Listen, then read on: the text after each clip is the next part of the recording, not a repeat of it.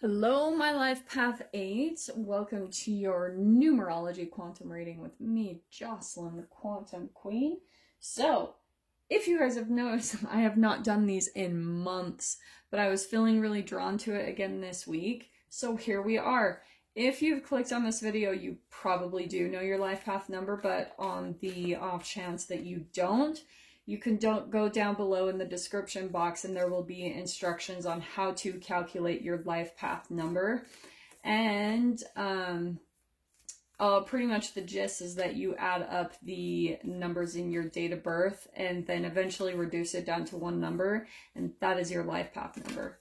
Your life path number is your life purpose. It's what you're wanting to accomplish here in this lifetime as a whole. And so let me get through my normal intro. If you guys would like to book a one-on-one reading with me, you can find my information down below in the description box. And just wanted to say thank you for liking, subscribing, and thank you for all the good donations. This is hilarious. Okay, wow. Your cards, wow. So let me explain just a little bit about Life Path 8s. And dude, I can go on.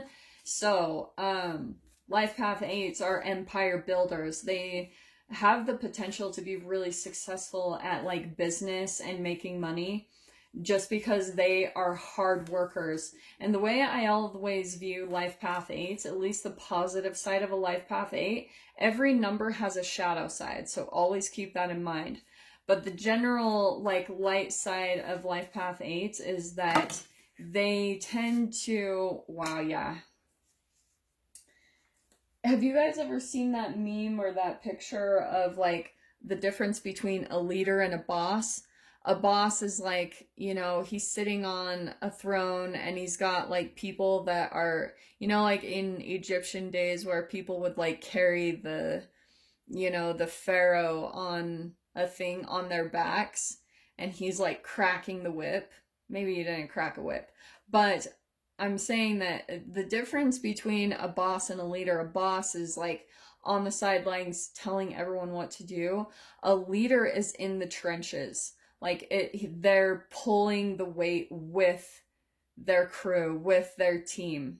So that's the beautiful thing about Life Path 8s is they are there working with people. Like they're in it. They are right empire builders, but they, on a bigger scale, they want to accomplish things, and they know to do that is to uplift people. They need to almost be the example of how to push through the trials and the tribulation and the stress and the hard work to accomplish goals. Because they are like, Life Path 8s will go through so much karma. I don't know what it is, but they will, and this is a massive generalization, honestly. Every number is going to go through trials and tribulations, but at least from what I've read and dude, from what I've experienced, because I am a Life Path 8, they tend to have more karma to kind of clear throughout their life, okay? So, let me dive into these cards because this is so hilarious, okay? So the first card out is we've got a dead end. And this is what I want to say, like this dead end is pretty much like the embodiment of what I was saying about karma. It's like you can constantly come against blocks because maybe you had more of a rough like upbringing in your childhood, or maybe you've had to rise up from like poverty or having no money, and you've constantly had to come to a lot of roadblocks. But the beautiful thing I love about this card is that these dead ends are actually alive with opportunities, because you have this perseverance to push through whatever dead end that you have. And that's why I'm saying this, because like that's why I was cracking up that this popped out, because this is the warrior. It's like you have been through so much in your life that there's literally nothing that can stop you. Like you will come to a roadblock, and for sure maybe it will throw you off for a bit. Like maybe you'll have to work through that and kind of like work through that blockage that's coming up for you, but you always do. Because this is the type of like archetype that you have within you, is the ability to push through all of the trials and tribulations in your life. The warrior, it's so much strength. And more than anything, even like that can be physical strength, but I'm gonna tell you guys, like even when my physical strength has been lost, my mental strength is the thing that has always pushed me forward. It's that determination to never give up, to push against all odds. Like whatever people say that you, sorry, shush. Whatever people say that you can't accomplish, you're like, just watch, is kind of what I'm hearing from that. I love it. So what's interesting is the comic card, and I actually love this because I think part of the thing that's maybe helped you get through everything that you have in your life is your ability to look at everything in a comedic way. Like even the worst times in your life, I think eventually like you can come to a time where you're almost just laughing at the hilarity of all that you've been through. You're just like, holy freaking crap, like this is unreal. Like is this even like is this reality? Like this many trials and things that I need to go through, it's almost comedic. And that's what's really beautiful is because the comic card is always about there's a healing aspect of it to be able to laugh at things. So I think it's be able to laugh your way through your dead ends, through everything that you've had to push through like the strength that you've had to embody during the most crazy hard times in your life. It's probably been your ability to laugh, to like see the light in things eventually. And that's what helps you a lot. So here's what we've got is the stone. Do you know what's interesting? I usually, like, there's a description in the book of this, but I actually, the first initial thought I was getting is the stone is, it almost feels like the Philosopher's Stone in Harry Potter. If you guys have watched that. I always refer to Harry Potter because I'm a Harry Potter nerd.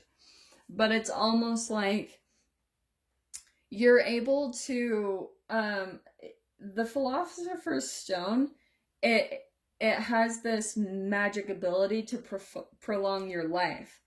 And you know, like make you almost invincible in a way. Do you know what I mean? The Philosopher's Stone, it's always how it can make you live forever and ever. And do you know, that's what I think is so fascinating with this whole lineup, Eights, is that just because of your determination and your warrior spirit, it's like you have this magic ability to push through all the odds. Like maybe even some of you have had health conditions, and when you maybe got a diagnosis, you were like, no, I'm not believing it. I'm going to push through this. I'm going to find a solution. I'm going to heal it. That's the type of energy of this whole layout. It's actually really freaking cool because it's pretty much like, life just always, it's almost like, you know, have you guys ever had like a brother or a sister or a bully in your life where they would like push you on the ground, and when you get up again, they'd push you again, and it would be constant, and sometimes it would just feel so frustrating? That's what I feel like has almost happened in your life, is that you have so many things that come at you that it like keeps pushing you down, and you just get right back up. You're like, no, because you have this determined spirit about you to push through and beat all the odds. So let me see what comes out here. So for these readings, I haven't used these in a long time, but I love to use the Brian Froud's Fairies Oracle because I think they're great when it comes to tapping into your life path and your purpose, you know, like, especially for some of you, you're empire builders. You have this, look at this. Oh, shit. Okay. These cards. You have this ability to be an empire builder, right? So you might be working on incorporating whatever this is. It's all going to be very unique and specific for each one of you, what you're wanting to accomplish or how you want to build your own empire in your life. This is the path. For some of you, it could even be entrepreneurship. Maybe you're trying to build a business, and this is the type of mentality that you need to have for it. You need to be able to like constantly just be pushing through the odds, finding your strength, being positive, finding the light in things. It's all about your mental capabilities now. And this is why it's so perfect. Look how perfect this is. We've got an 8 right there that was popping out. And I know this is 19, that would reduce to a 1, but I was like, well, if you took 9 minus 1, it'd be 8. But that's pushing it, Joss. Don't go there. So we've got the Singer of Courage and the Sage card. So this is exactly what it is. You guys have had a lot of courage in your life to push through to things to really accomplish your goals.